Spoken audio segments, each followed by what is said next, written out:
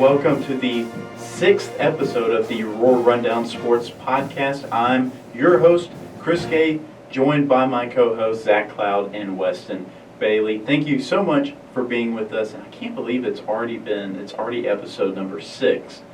And in the first sort of full year of this podcast, the production, it's just great being able to say this is our production. I just love doing that. So anyway, like we did last week, we didn't get started with business right away.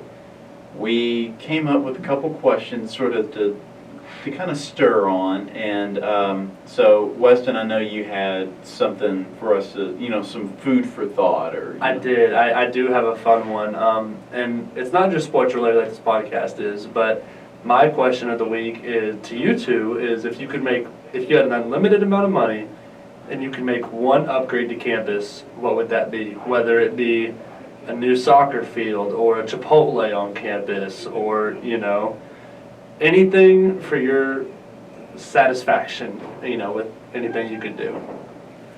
And we will answer that after we get done with our regular business. So, but my question that I'll add, it's gonna be a 2 question. So, and I mentioned Weston is a member of the Ouachita baseball team, so this one might get him a little fired up, so that'll be interesting. So my question is, and brought to you by the Snapchat AI, it's widely recognized that American baseball is the pastime in the United States. It is just the American pastime. But is it still really the favorite pastime of Americans, or is it something different? So we'll all have our opinions on both of those questions afterwards. So we're going to go ahead and dive right into our content. So Ouachita volleyball, and as I mentioned, it was by the time last week's episode came out, Ouachita had already played on Tuesday, and they beat Arkansas Tech at home in 5 sets. And a phenomenal offensive output for Ouachita, even though Arkansas Tech, I think, only had 1 win coming into this game. They, and I was there on the call, did not look like a 1-win team at all. But regardless, Ouachita still played really well, and we got to see a lot of sort of the names we've been seeing all season long really play well.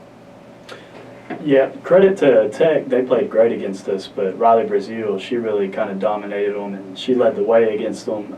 She led the game with 19 kills. She had 5 service aces and a block assist, and Leah Gardner was right behind her. She had 16 kills with 4 block assists, and she was hitting out of her mind with her. She had a percentage of .583, which is great. And Kayla Steinmeier, she was also right behind. She had 12 kills and 3 block assists. And we had other girls get involved. Haley Fairchild, Courtney Hansen, they both played great. Courtney Hansen had 59 assists, so it was easy to see a lot of points were able to come by due to her. And as a team, OBU, as I mentioned earlier, Leah Gardner, her hitting percentage, but OBU as a team hit .369, so that was really good. It was almost twice as much as Tech, shooting at .190. I'm sure you can attest to this because you were actually on the call, but I think we all knew that Tech was a lot better than the record said and not a 1-win team. Sometimes teams just get off to a really terrible start, right? And that happens sometimes. But for the Ouachita offense, when you have 3 players with double-digit kills, like you said, 59 assists from Hansen, I mean, that's a game that Ouachita should have won regardless of the play by Tech, and we ended up winning it. Yeah, and as I said, I was on the call, so go check out that pre-recorded broadcast on Ouachita Sports Digital Network's YouTube page. But again, they did not look like the team with that record.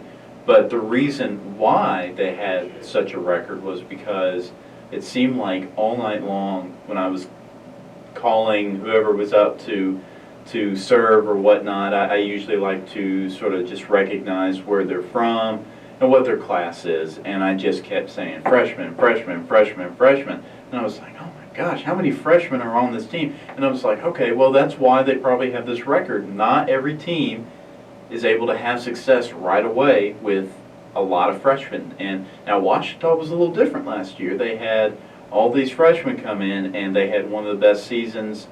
And actually, I think it was the best season that Coach Frizz has had since she's been the head coach. But regardless, phenomenal performance. Even though that the hitting percentage for Arkansas Tech was under 200, it wasn't. The numbers. I think a lot of it had to do with they had a young freshman setter that still kind of learning, getting comfortable with the teammates and stuff. So, but Arkansas Tech's going to give a lot of other good teams headaches throughout the season. So I'm interested in how the Golden Suns will do for the rest of the year, especially now as we're getting into the beginning of Great American Conference play. Now, still on volleyball, they had a very busy week. They lost Thursday in 3 sets to Southern Arkansas University, and that was not the best performance from Ouachita. Haley Fairchild led the way with 9 kills for Ouachita. She had a very, very solid game.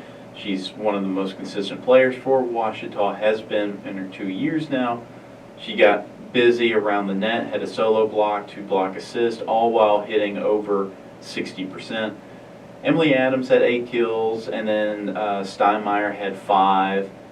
Kellen Church was really efficient, didn't have any attack errors, had a service ace, 4 kills, shot about 800. So it was a few players came out and they performed well for Ouachita, but overall, when I look at the game, obviously the hitting percentage, SAU had a 33% hitting percentage compared to Ouachita's 18. That was immediately what jumped out. That's definitely you're gonna lose a lot of games like that, and that's a game that's a little it's uncharacteristic of Ouachita. There often shows up more times than not. But then seeing how the Mule Riders had 8 service aces and 10 blocks compared to only 2 service aces and 4 blocks for Ouachita, that was pretty evident. So the defense needed to get better, and I think it did, or actually not. I think it did get better. They played Saturday. They played a doubleheader on Saturday. They played Lane University, and this was in Jackson, Tennessee, and they beat Lane in 3 sets. Leah Gardner, who we've called her name a lot, she was outstanding in this game. 11 kills, 2 solo blocks, 4 block assists, and then a name we don't talk about very often, Ellie Davis, got in. She had 6 kills, a block, and shot above 75%. But Weston, when you look at, as I mentioned, the defense had to get better for Ouachita coming out of Thursday's loss. It's fair to say that it did get better. For sure, I couldn't agree with you more. And the big number that sticks out is we had a 28% hitting percentage, and we only allowed .071, which is pretty outstanding. I mean, that number just jumps out to you right away, especially considering that we allowed a 33% up the game before that. And I mean, the defense knew that it had to get better, and I think it was a quick fix rather. And luckily they were able to turn it around and sweep a team after getting swept. Yeah, and also noticing that Lane only had 1 player that hit over 20%, and it was their setter who's had 25. And that's not a good number in the first place, especially but that's the setter. They're not supposed to be attacking very often, and she's the most consistent player on the team at that point. And then Lane had a negative hitting percentage in the first set, and then they never broke 20 points in any set. The closest was 17. So Ouachita's, and this was not a bad Lane team by any means either. So Ouachita just came in, wanted some revenge after their loss against Mule Riders, and definitely took it. Well, like I said, they played a doubleheader. They played Cumberland's College, and they won in 4 sets, and it was also in Jackson, Tennessee. And it was a big-time offensive output individually with a lot of players, and Zach, I'll let you talk about that. But the number that jumps out to me right away, Courtney Hansen, 42 assists, and then 7 kills as well. Yeah, that's big time. She was really able to get going in multiple areas of the game. It was really good to see that we were able to keep our steam rolling after beating Lane in 3 sets. Like Chris said, we were able to beat Cumberland's in 4, so we were able to take care of business over the weekend. But yeah, Emily Adams, Kayla Steinmeier, Leah Gardner, they all led us. Emily Adams had 12 kills. Kayla and Leah both had 11. Nothing new there. Haley Fairchild, she was able to get her fair share of kills. She had 3 block assists. But yeah, the 42 assists from Courtney Hansen, that's big time. With 7 kills to go with it, it's really, really good to see that she's able to have an impact in so many different areas. But yeah, OBU, we were able to shoot 23% to Cumberland's 18.5%. So we were really able to kind of win convincingly on the offensive side. So yeah, we had 6 service aces to Cumberland's 13. So it was that was also good to see. Well, yeah, the 6 service aces is great, but the problem with the 13 service aces means that we had 13 reception errors. So that was certainly kind of an issue. Obviously, Ouachita still handled business in 4 sets, but you always got to take away something, and that was definitely something to take away. And shout out to freshman Kaylee Thetford. She had 2 service aces and 7 digs, and I think she may play 2 or 3 of those sets. She doesn't play a whole lot. Not a name that we see a lot in the box score, but she came out and played really well. So we're going to go ahead and transition into soccer. First off, with women's soccer, they beat Northwestern Oklahoma State 1-0 at home on a Wednesday for the first GAC win for Ouachita. It was not their first GAC game, as they've had a tie previously, but this was a pretty convincing win against the Rangers. Ouachita 20 shots to the Rangers only 4 shots, and the only goal that Ouachita scored was Hattie Gardner. That was actually her first goal of the season, and actually of her Ouachita career, as she is a true freshman. So congratulations to Hattie Gardner. And then, but something that we've kind of harped on throughout our shows has been on both soccer teams. The fouling has been an issue, but only 6 fouls for Ouachita, and then I saw that there were no yellow cards or anything like that. There were no penalties, just 6 fouls. I mean, that's a pretty good job and pretty clean game. Obviously, you'd like to see maybe, of those 20 shots, they only got 1 to go in. So you'd like to see that number look a little different, but a win is a win. And then they also played another Oklahoma squad in southwestern Oklahoma State, and this was in Weatherford, Oklahoma on Saturday. And I look at the stats, and they're pretty even. The fouling, yeah, Ouachita had 10 fouls, but that's still pretty solid.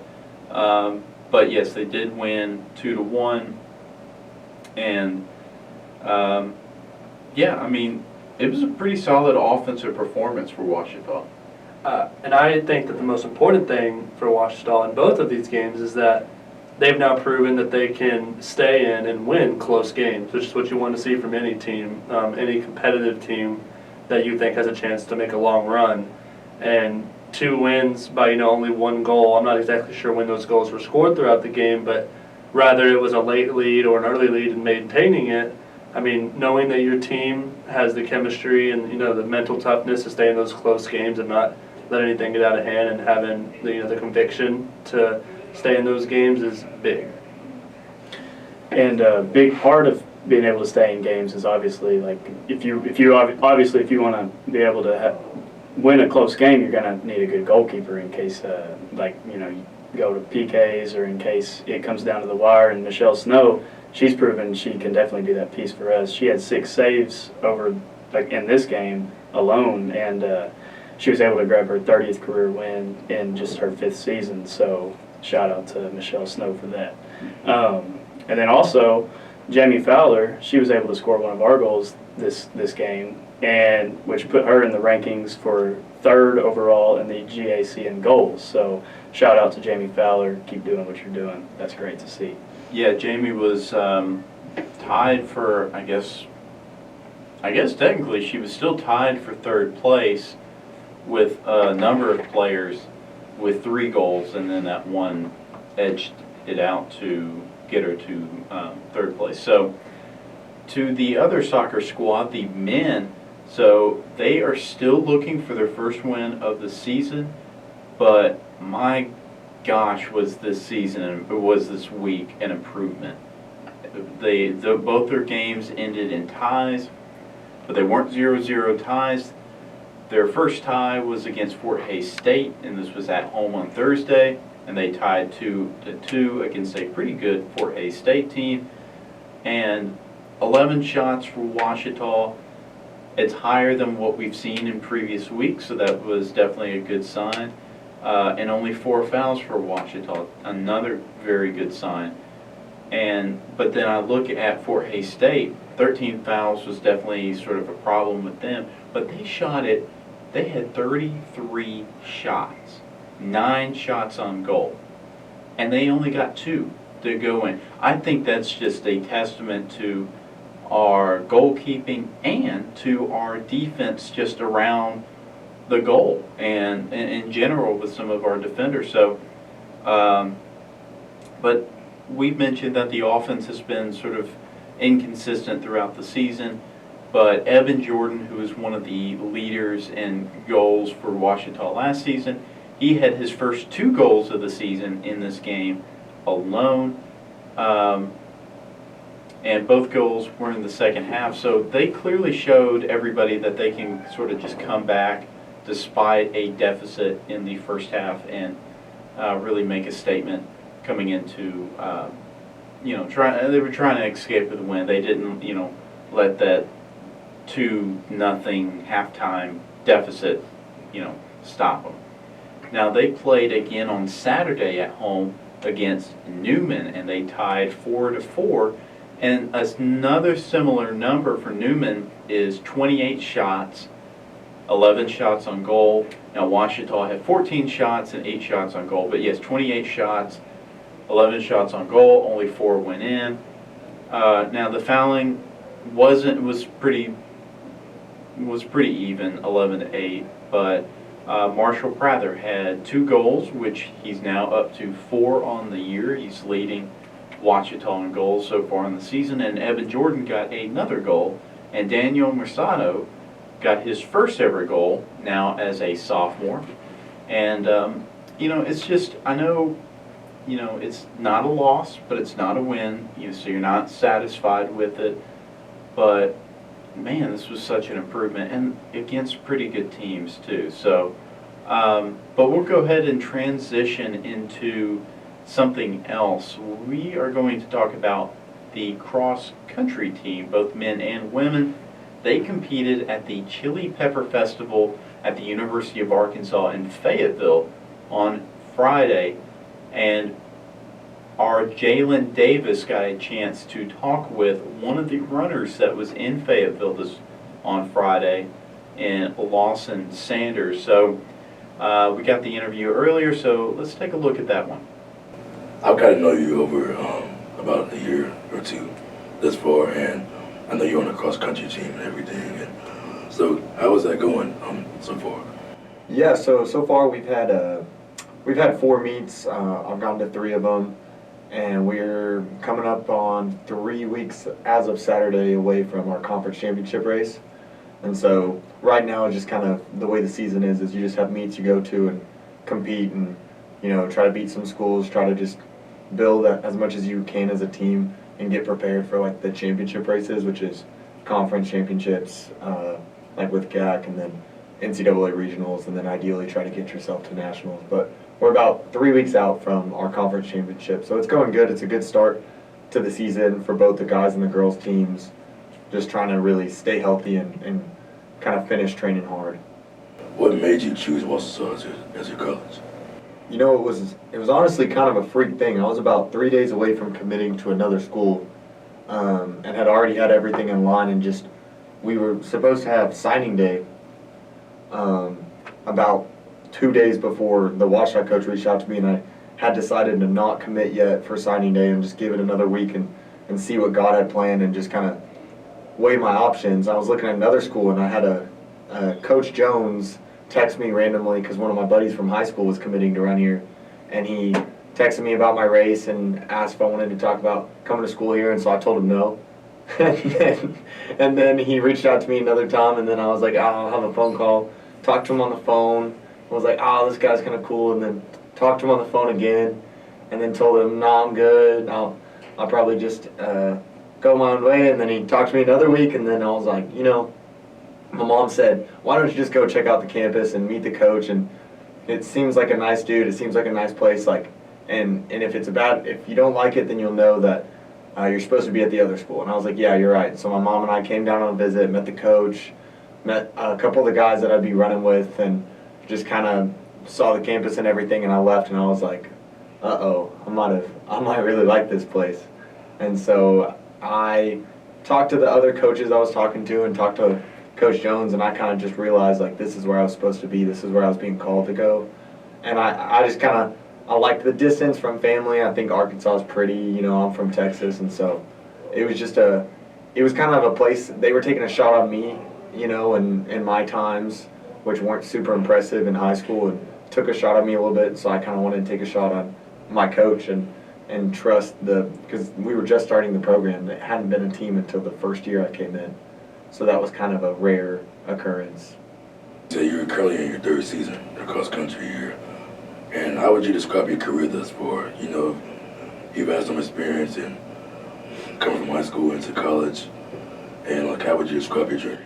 Yeah, I came in my freshman year supposed to just kind of come in and, you know, the way cross country scored is you have 5 guys on each team score, and then you have 7 guys that are like affecting points in other teams, and it's a team sport more than track is. Like, you know, it kind of is a team. You can make a team score, but it pretty much just comes down to what place you get. Cross country is a lot more team oriented because you're getting placements and you're trying to win a meet and stuff. Like, our goal is to win conference eventually and place in conference, and so it's just kind of like balancing some of that. And I'd say that my freshman year I came in pretty hot. I responded to my training with my coaches pretty well. All of us runners coming in my freshman year were all freshmen. There were about 8 of us that came in to start the program up. And so that was just like, you had your guys like on the line with you. We lived in the same hallway, in the same dorms right next to each other. We ran together every day, biked together every day. So that kind of helped us all we didn't have an option but to have a good freshman year. And so that was pretty solid. Conference was a rough one in cross season, and then we had our track season, which was, you know, pretty good for some guys, rough for others. A lot of times for guys, you have a freshman slump because you're coming from a 5K in high school to an 8K in college. So it's from 3.1 miles to 4.98 miles. So you're going from 3 to 5 pretty much. And so with sometimes with girls, you'll see they'll have an insane freshman year, and then like they'll have a sophomore year slump or a junior year slump where then they're trying to find their training and see how to get better. Whereas for guys, it's usually their freshman year is just rough, and then they're responding to the training, they're getting more miles, and they're ready to race a 5-mile race. But I feel like the way our coaches do it, you know, we've had 3 freshmen in the top 5 almost every race this year, and so that's a pretty big deal with our upperclassmen and stuff being as dominant as they are. And then my sophomore year was about the same. It was pretty good. I had a pretty solid conference race and missed all conference honors by less than a second. So that was a little rough, a bad taste in my mouth. And so I'm excited for this year to come back with a little bit of vengeance. And Yes, sir. I think the team feels the same way. You know, I think we got 4th place last year, and you know, that's all fine and dandy, but that's not what we want. We want top 2. We want a trophy. And so we've got some big competition in the conference, but I think we're definitely dedicated on what we want this year, and I think we're excited to kind of see what we can do. We've got young talent, we've got experienced talent for the first time of us having juniors and seniors on the team. So as we've all kind of age now, this being the third year of the men's team. So I think that that's kind of what we're ready to do is see a little pop in the guys team and see a jump up in the rankings. You have been very adamant in like what you do, and you seem to love what you do. What has been some of the most memorable moments that you had thus far? Oh goodness, man! I just love the team. Really, I love every one of the dudes. I love our team. I think that one of the coolest things that we do is we move in, about a week early with the athletes. Our season starts kind of early. We move in early, and we go to classes, and then you go like Wednesday, Thursday, Friday is the first classes, and that Friday, Saturday, Sunday, we drive up as a whole team. Track, cross country, boys and girls. Everyone goes up to Petty G and State Park, which is in northern Arkansas, I guess north from here. I'm not super familiar where it is, but it's about 2 hours away. And go up to Petty G and State Park, and the guys stay in tents and hammocks, and the girls stay in cabins. And we do team bonding exercises there, and then we'll do a team long run, and we'll all hike down to a waterfall and jump off cliffs in the waterfall and stuff, and play team bonding games there. And it's the first week of moving, so it's kind of hard. You don't know anyone you move in. When you think about when we were freshmen, and you leave there's 100 people on the team, and you know about 80 of the people's names, and you get to see their personality, and you get to see who they are as people. And our team's a beautiful team. It's a big family, and I think starting the season off with that is so rare. You don't see a lot of college teams do that, and it just creates a family. And I like that we did that. And then I also, on the athletic side of it, I'd say my biggest memory was freshman year. We went to Stephen F. Austin and did a meet there, and that was where I got my biggest breakthrough in one of my races in the 5,000 meter. And it was just really exciting. I swear everyone that ran there just ran the best race of their lives. So it was super just cool to see all the training work for once, and it was everybody just had a good race, and it was just cool to see that happen. And and it was exciting to see a step up from what I had been doing. And so I kind of, whenever I think back on why I love running, that was one of my favorite moments of running, was that race. I know you guys are going to Clarksville this Saturday. Yeah. For the Ozark Invitational. So what are your expectations that you have for yourself and your team? So this one's actually kind of a weird one, because we just this weekend ran Chili Pepper. And so, you take about 10 guys and 10 girls to that, is what we did this year. And we've got a pretty big team, and we've got a lot of depth on the team. And so we took our, top 10 guys and top 10 girls with the fitness levels that they did at, based off the meet we did in Tribeca Nazarene in Nashville. Based off kind of that meet and how practices were going, took our top 10 guys and top 10 girls there. And so that was kind of our big race before conference. And then now we're going to be, those same people that ran Chili Pepper are going to be training on kind of a different training plan, while the people who didn't go to Chili Pepper, I guess you could say the B team or whatever, whoever didn't go to Chili Pepper, they're going to Ozarks, and they're getting their time to get better and run the race. And so we're kind of on different training sets right now as we're recovering from a race. We can't really run a race, another 8K, within a week. We did that freshman year, and that was kind of what I think we didn't run a very good conference championship, so our coaches tried to make it every 2 weeks instead of every 1 week. And it's a short season. I mean, we've ran 3 races now, and then the 4th race will be conference, which is pretty rare. Normally you have about 6 or 7 races before conference. And so I know the expectations for the team is to go out and win it.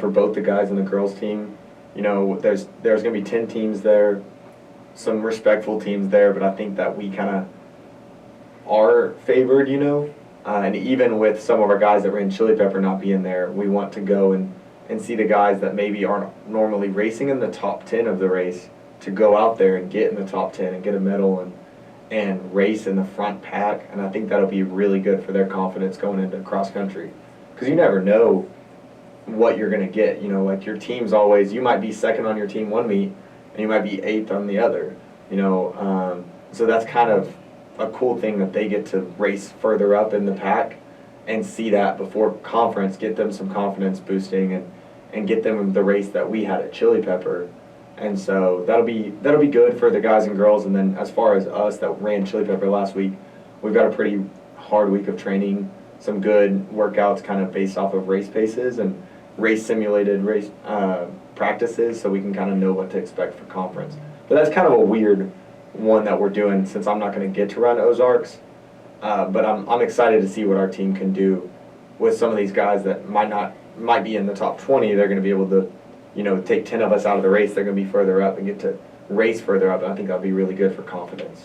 Thank you to Jalon for being able to snag an interview. It was good to be able to listen to what Lawson had to say there. So jumping into that, our OBU men and women's cross country just recently competed at the Chili Pepper Festival, it's a pretty big run. It's hosted at the U of A in Fayetteville, and we all kind of know how good the U of A is at their track and cross country. So being able to compete on their turf and kind of get a feel for that is always a good opportunity for all of our runners.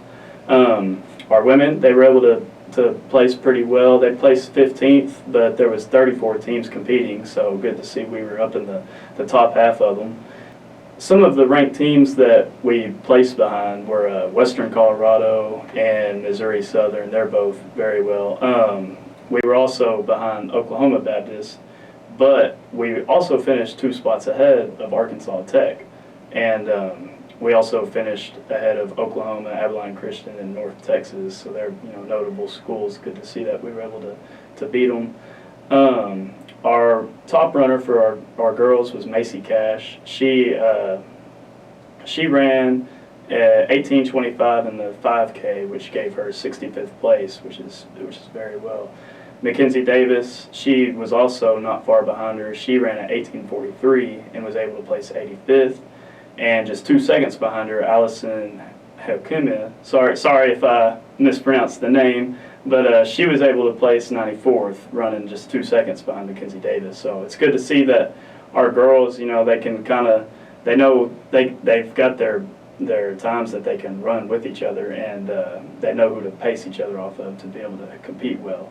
Our guys, they finished 24th out of 30 teams in that 8K. But we finished 7th out of all the D2 teams.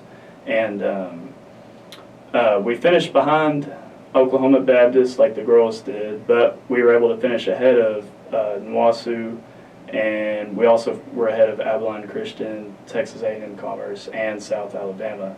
Our top runner was Whit Lawrence. He's been running well for us all year. He ran 25 minutes and 46 seconds in the 8K. And he placed 73rd. And then Gabriel Greenwich finished 116th, and Noah Embry finished 124th, so they were not far behind. Yeah, and obviously those placements, that's a pretty big number, or it's a low placement, but thinking how big this, obviously, for the men, 30 teams participated, and these are some of the best cross-country teams in the nation.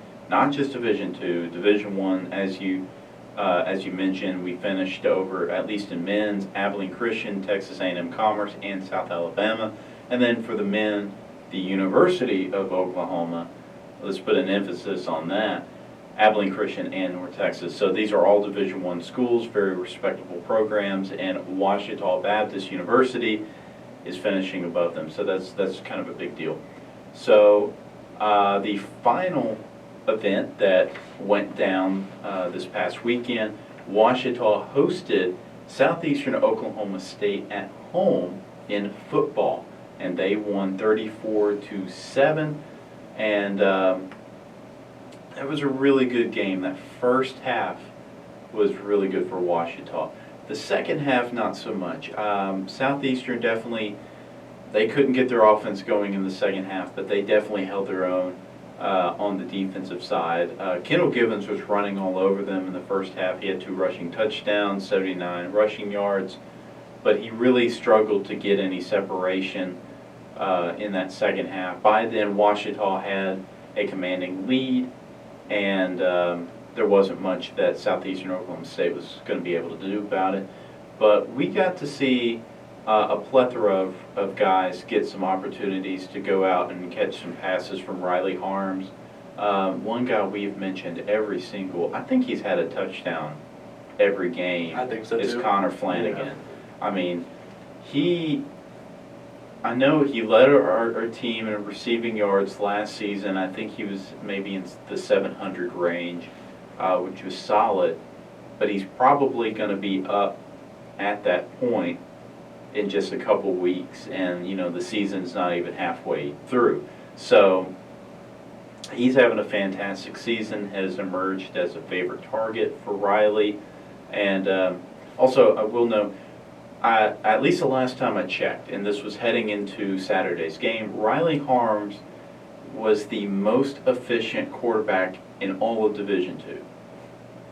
What helps was that he did not have an interception, and it's not like he's only throwing 10 passes a game and he's completing 9 of them. He's throwing 25 plus. He's throwing an average amount of passes, and he's just so efficient, and our pass catchers have been getting open, getting good separation, and finishing off plays. But he did have his first interception on the year. It was actually it's kind of hard to say an interception was a good play. I think it was on 3rd down, and it was like 3rd and long, and he had to try to do something with it. Got intercepted because it was in double coverage, but it did place him on like the 2-yard line. So it ended up being better than what a punt could possibly do. But I know for Riley, and I did listen to, he had an interview after the game, and he's such a great guy. He's a great leader because he was like, the interception, it stunk, but he was like, we just got to move on, and it is what it is basically what he said, and it wasn't a huge deal. Southeastern didn't score out of it or anything, but it was really good to see. But a couple names I will mention in the receiving corps. Bo Baker got his first receiving touchdown just first touchdown in general of his Ouachita career as a true freshman. And then Mason Brotherton, he is a tight end transfer out of the University of Kansas. He's an Arkansas boy, but he went to Kansas, and I think he spent 2 or 3 seasons there. I don't know if he ever saw the field. If he did, it was on special teams. And I believe this was his first game, probably of his college career, if he didn't play at Kansas. And he comes away with a 12-yard reception in a tight end room that's not necessarily expansive. And what I mean by that is that Jackson Garrison, he's the primary starter, primarily as a blocking tight end. Then you have Jeremiah Turner, who's primarily the pass-catching tight end. Then you have Josh Watson, who's also a blocking tight end. Then you have Brotherton. So we don't use tight ends as much this season as we have in years past because our receiving corps is definitely making plays this season. But and then I don't want to feel like I'm hogging everything here for the football segment, but Ouachita's defense was very good.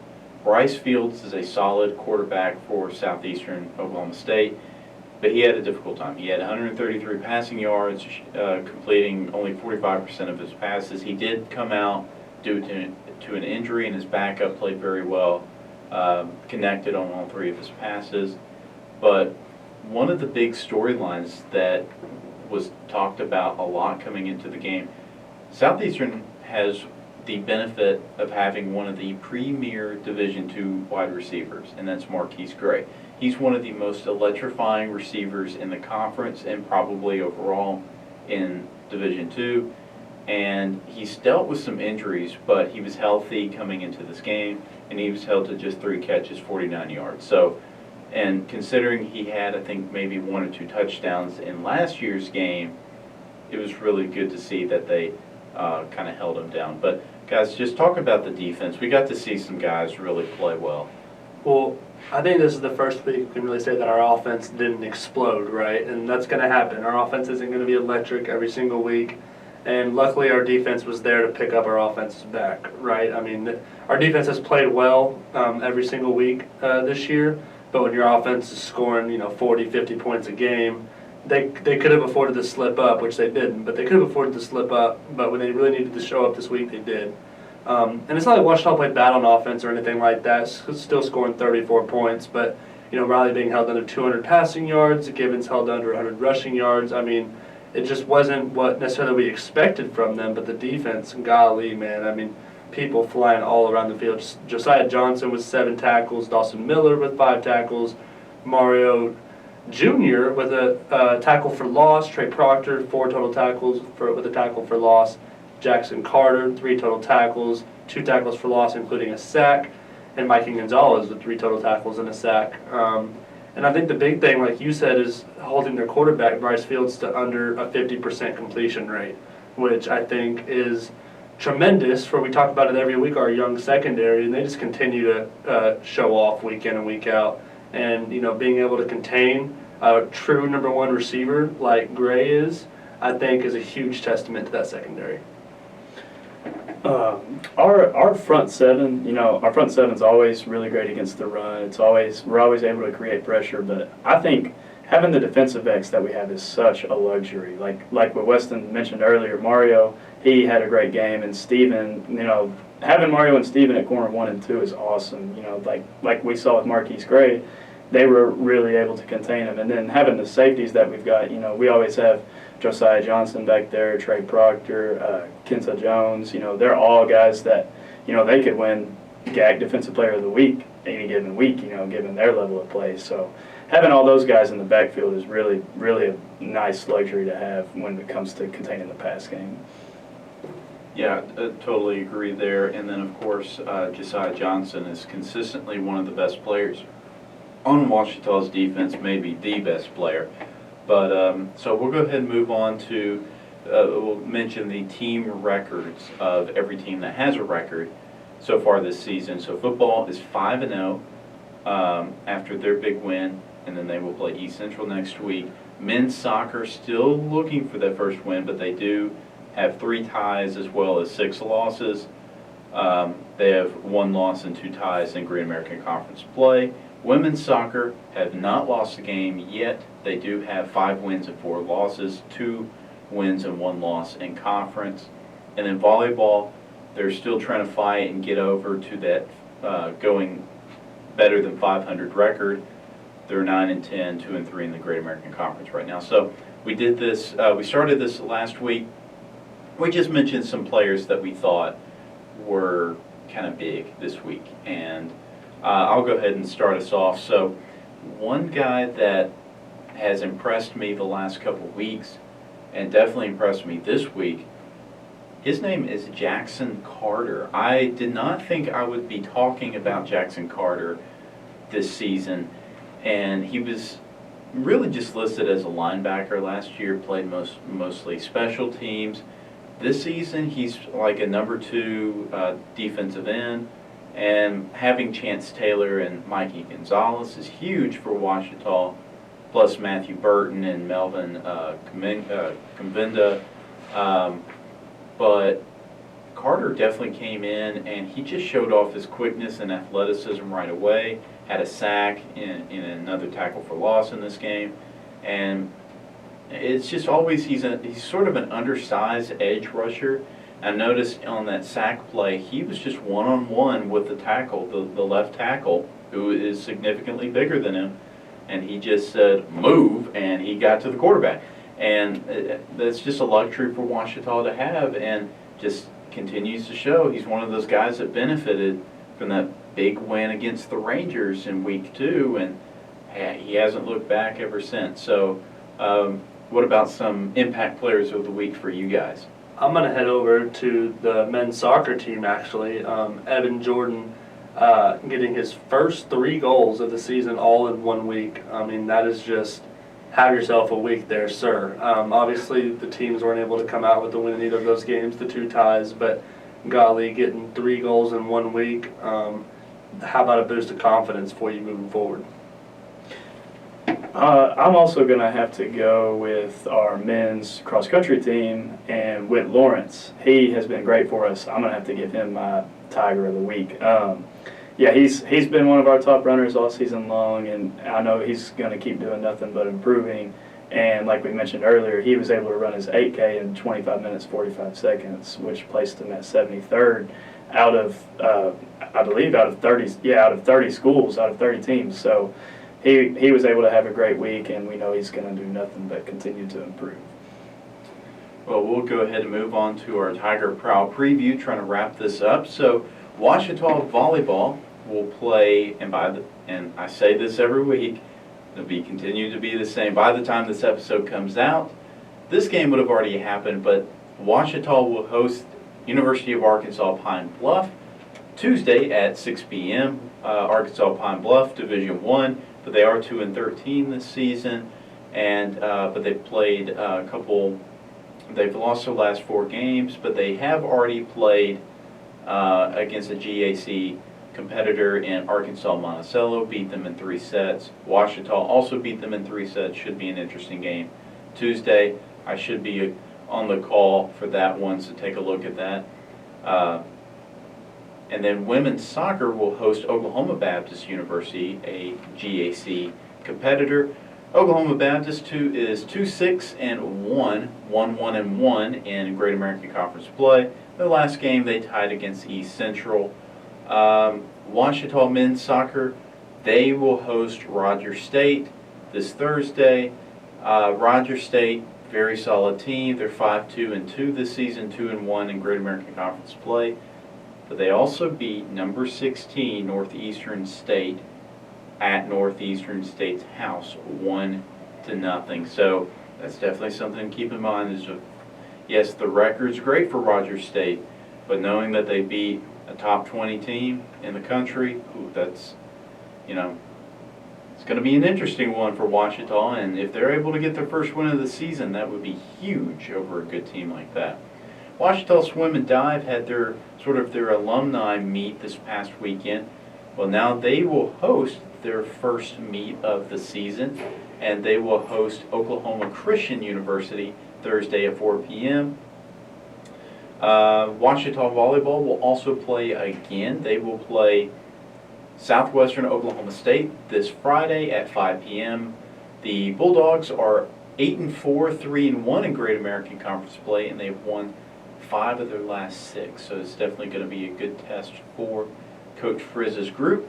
Ouachita men's and women's cross country will participate in the Ozarks Invitational on Saturday in Clarksville, Arkansas. Obviously, Lawson already talked about that one in the interview. And then women's soccer play again. They will travel to Bethany, Oklahoma to play Southern Nazarene. Southern Nazarene is 6-1-2, 2-0-1 in Great American Conference. Have won 4 of the last 5. And this will definitely be Ouachita women's soccer, their biggest test of the season coming into this one, and especially playing in enemy territory. Ouachita Volleyball plays again on Saturday. They did play. Well, it'll be a back-to-back. They play Northwestern Oklahoma State at 2 p.m. Northwestern Oklahoma State, at least as of today, is 6-9, 3-2 in GAC play. They did lose to East Central in 3 sets in the last game. And then finally, we have Ouachita football. Will not be at home, as they will be traveling to Ada, Oklahoma to play East Central on Saturday at 2 p.m. So what can you guys tell me about that matchup?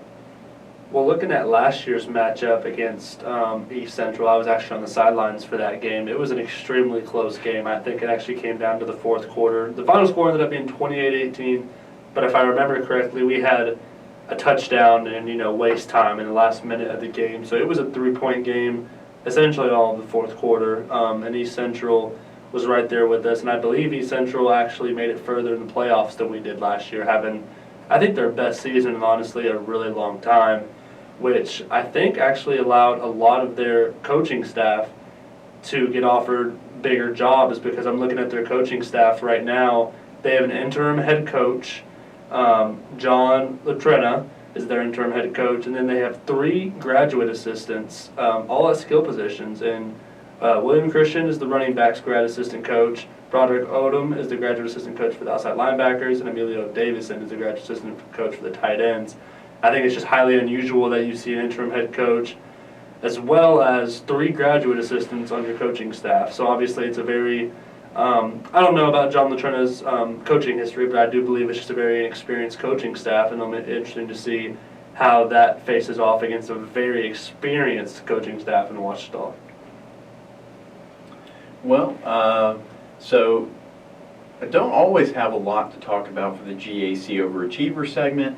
Don't have any news on Ouachita's own Gregory Jr. yet, but I do have some news about a former mule rider, and that is Tanner Hudson. As we all know, the NFL season is in full swing, and injuries are already happening, so having guys on your practice squad ready to go at any given time is very important, and that's exactly what has happened for Tanner Hudson, who is a tight end for the Cincinnati Bengals, was a great tight end for the Mule Riders, and he's, I think, maybe the most recent Mule Rider to play in the NFL in like maybe a couple decades, but he was on the practice squad to start the season, and he came in and he had 2 catches on 4 targets for 30 yards, with one of them being a 26-yard first down in their loss against